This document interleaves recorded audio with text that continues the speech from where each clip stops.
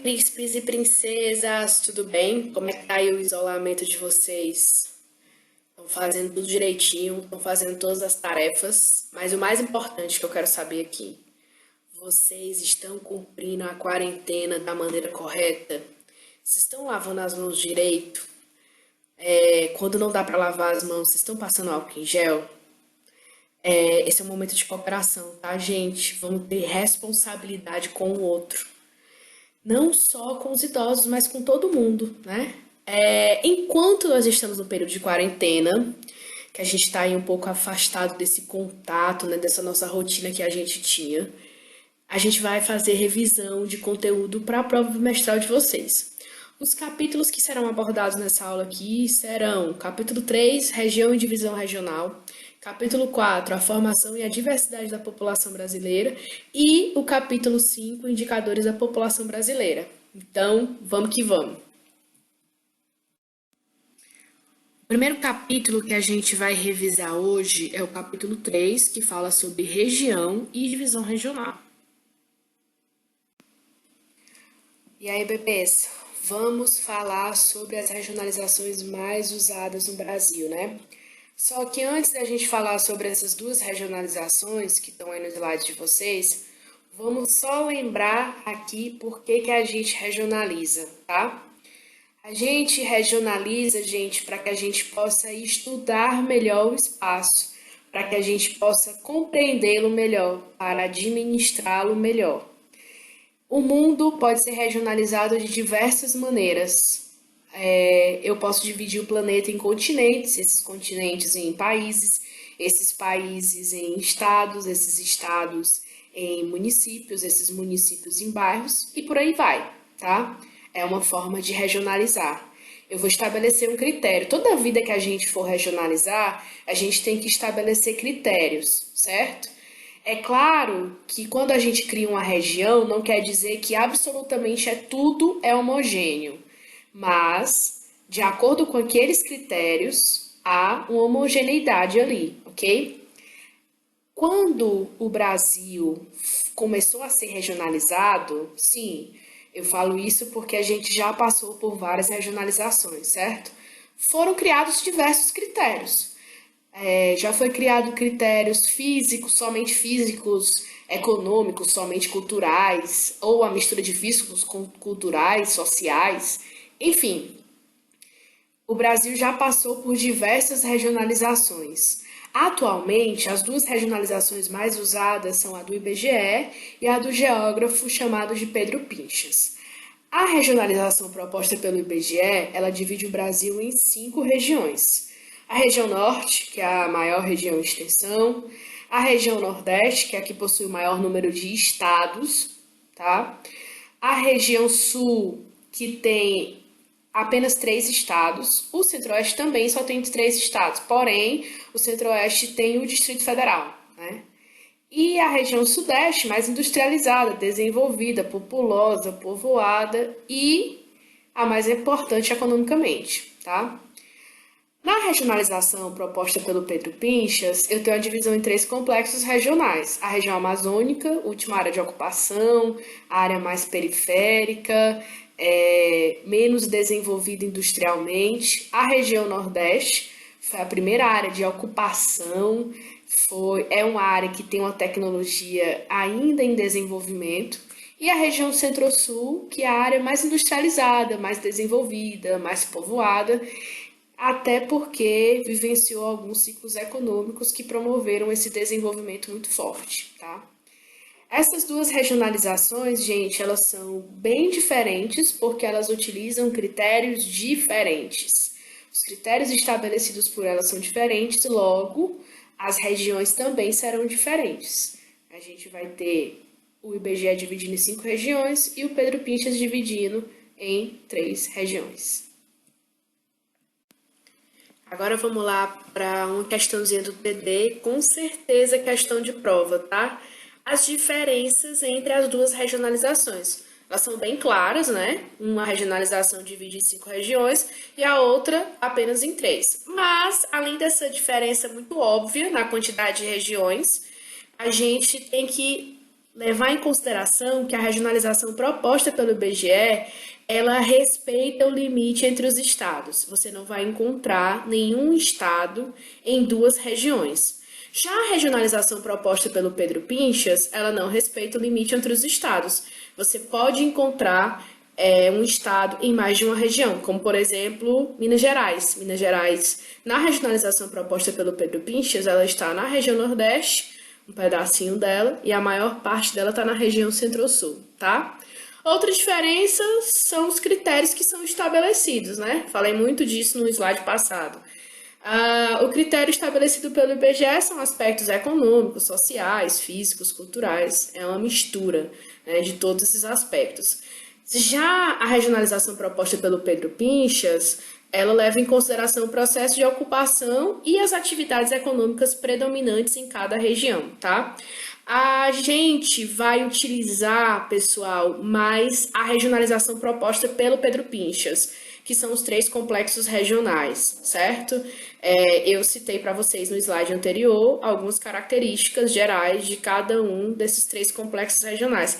Inclusive, até questão também do TD e também pode ser questão de prova, beleza?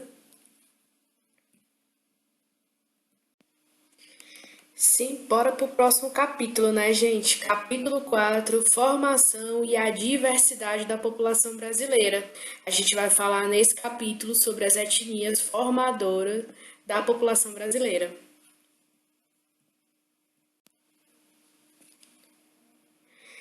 Pessoal, essa imagem, ela retrata muito do que é a população brasileira. Uma grande miscigenação. Que imagem linda, né? Eu tenho muito orgulho desse país. Nós somos fruto de um processo de miscigenação muito forte, mas basicamente a gente tem 3 povos que contribuíram para a formação da população brasileira: os indígenas, os africanos e os europeus.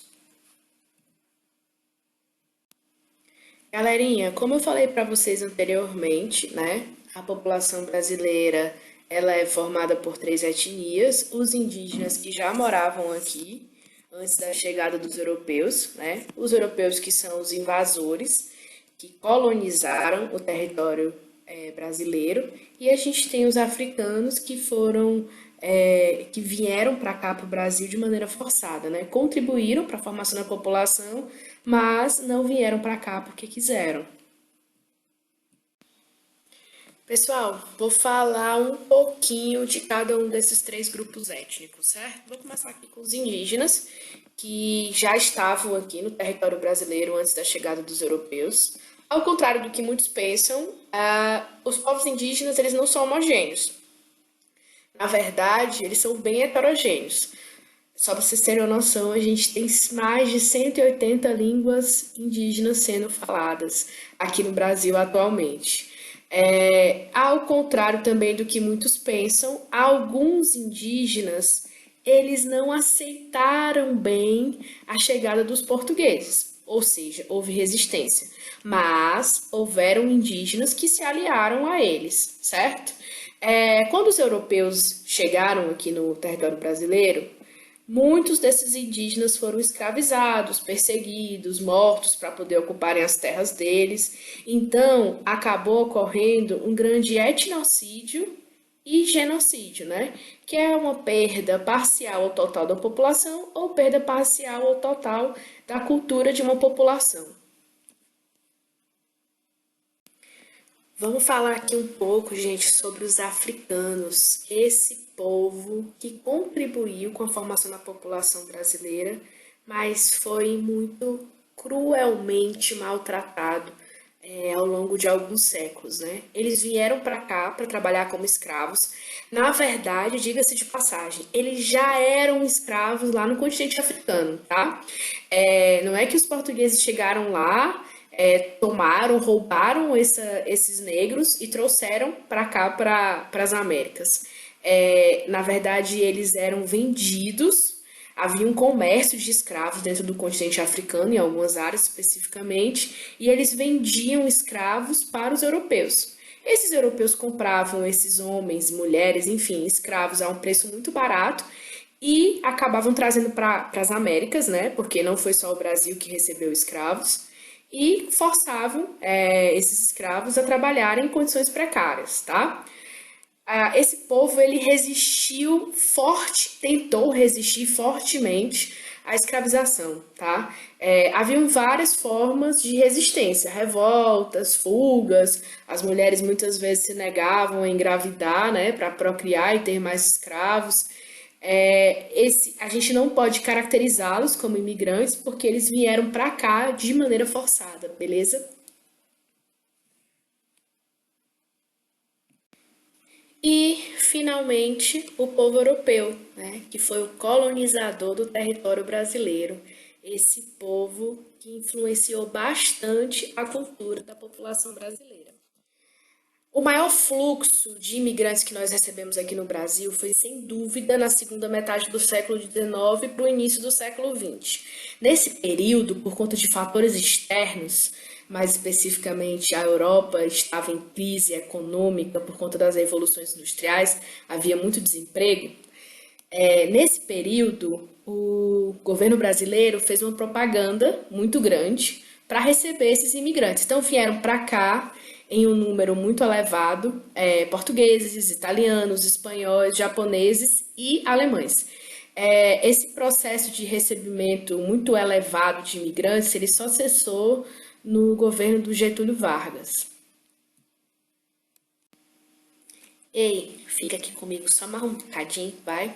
Falta só mais um capítulo para a gente terminar essa revisão, beleza? Último capítulo, indicadores da população brasileira. Gente, vamos só relembrar aqui alguns indicadores. Primeiro, taxa de natalidade. Para quem não lembra, número de nascidos em um determinado período e local. Taxa de mortalidade, número de óbitos em um determinado período e local. Crescimento vegetativo, ou também chamado de crescimento natural, é quando eu pego a taxa de natalidade, que é quem nasceu, menos, não esquece do menos, a taxa de mortalidade, né, que é o número de óbitos. Aí eu vou saber se a população do meu país cresceu, se ela diminuiu ou se ela permaneceu a mesma que o ano anterior, tá? Taxa de fecundidade. Ela é uma média de quantos filhos as mulheres têm.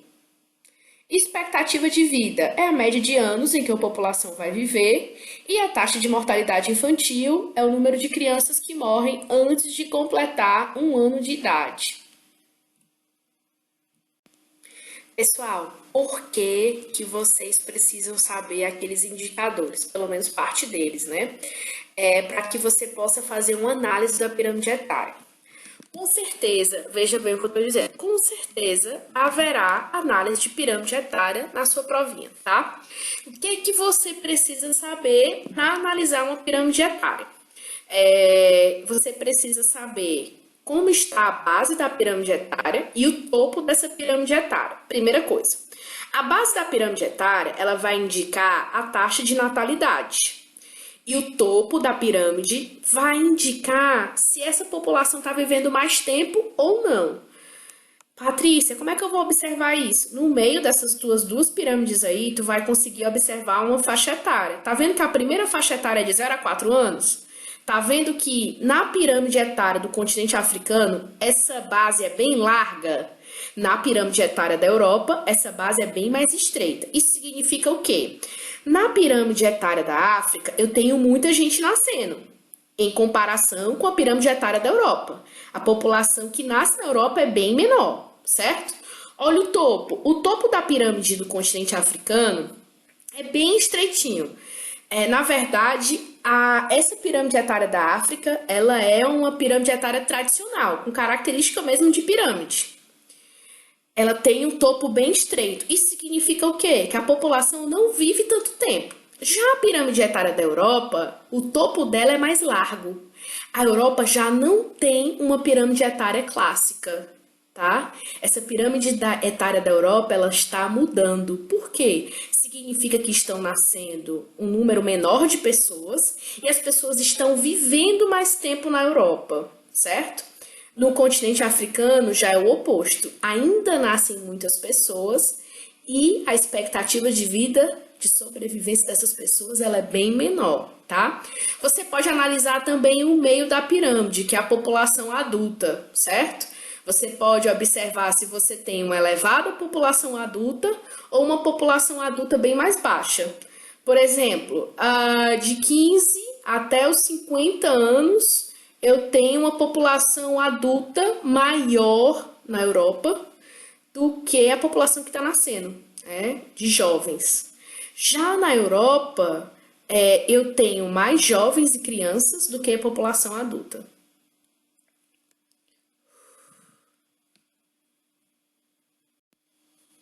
Menino, vamos de pirâmide do Brasil, né?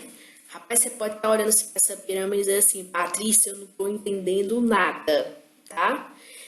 São duas pirâmides, tá, gente? Aí, uma é sobreposição. É como se eu tivesse uma pirâmide em cima da outra.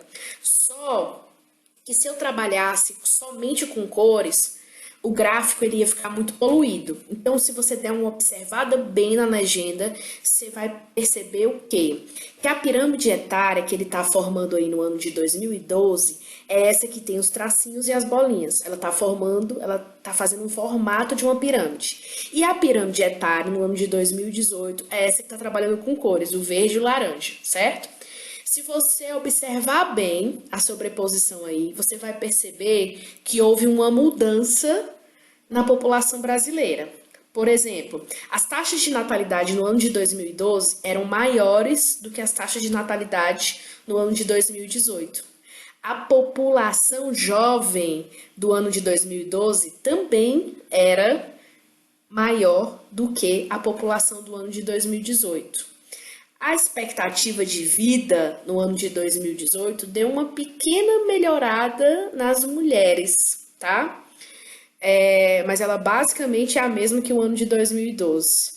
Se você observar também aí, você vai ver que o número de idosos no ano de 2018, ele também vai sendo maior, vem crescendo, tá?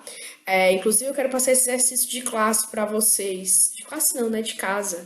Eu quero que vocês analisem essa pirâmide etária. As duas pirâmides, eu quero que vocês expliquem para mim a diferença da pirâmide do ano de 2012 para a pirâmide do ano de 2018. Eu já citei aqui para vocês algumas diferenças, mas o resto vai para casa, beleza? É isso, galerinha. Espero que vocês tenham curtido a aula. E eu vou deixar aqui uma mensagem. Na verdade, é um trecho de uma música do Michael Jackson. Não sou expert em inglês, vocês sabem disso, né? Sou bilingual, entendo pouco, mais ou menos, de inglês, mas coloquei aí uma parte da tradução dessa música. Que ela diz o seguinte: cure o mundo, faça dele um lugar melhor, para você e para mim, e toda a raça humana. Há pessoas morrendo. Se você se importa o suficiente com a vida, faça dele um lugar melhor para você e para mim. Um beijo. Eu espero que a gente se veja logo, viu? Beijo.